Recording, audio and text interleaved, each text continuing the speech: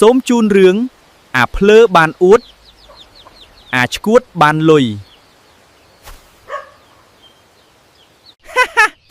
ថ្ងៃនេះអាភ្លើបានចិញ្ចៀនពេជ្រប៉ុនមេជើងត្រូវតែដើរអួតឲ្យអ្នកភូមិមើលបាក់ស្បាតម្ដងអ៊ុញគេល្បីថាអាឆ្កួតនៅចុងផុតណាសប្តាហ៍ថ្ងៃណាអញត្រូវតែទៅអួតវាឲ្យវាភ្លឺភ្នែកម្ដងចុះលោកម្ចាស់ថ្មយប់មិញឆ្នោតចេញលេខអីស្ងាត់ម៉េះថ្លង់មែនណែអាឆ្កួតអញដឹងទេថាអញជាណាឃើញចិញ្ចៀនពេជ្រអញអត់ភ្លឺចាំងខ្វាក់ភ្នែកឥឡូវហើយអូហូនេះមិនមែនចិញ្ចៀនពេជ្រធម្មតាទេនេះជាក្របភ្នែករុយមាសឃើញទេសូម្បីតែអាឆ្កួតក៏ដឹងថាអញអស់ចាដែរអញទិញតាំងពីផ្សារថ្មីតម្លៃ 20000 រៀល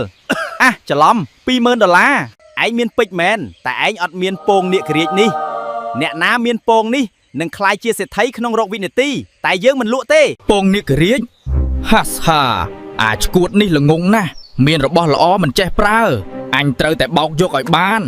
ណែអាឆ្កួតយកលុយនេះទៅទិញនំស៊ីទៅទុកពងនាគរាជនេះឲ្យអញអ្នកថែរក្សាវិញកុំប្រាប់អ្នកណាឮនៅអាឆ្កួតល្ងងណាអញខ្លាយជាសេដ្ឋីហើយវើយអូបាន500000រៀលទៀតហើយថ្ងៃនេះអ្នកស្រុកនេះអាងអួតខ្លួនឯងថាឆ្លាតតាមពិតចាញ់បោកស្ទាយអាឆ្កួតសោះចិញ្ចៀនពេជ្រផ្លាស្ទិកក្មេងលេងសោះយកមកអួតចុះបើបានពងនាគថ្មសំណង់ខ្ញុំមកដុំនេះតើវាស់នឹងភាពល្ងងតាន់អត់សេចក្តីជូនដំណឹងជាសាធារណៈកុំវិនិច្ឆ័យមនុស្សដោយគ្រាន់តែមើលរូបរាងឬសកម្មភាពពេលខ្លះអ្នកដែលយើងគិតថាឆ្កួតឬល្ងីល្ងើគឺឆ្លាតបំផុតក្នុងការទាញយកប្រយោជន៍ពីភាពក្រអឺតក្រទមរបស់យើង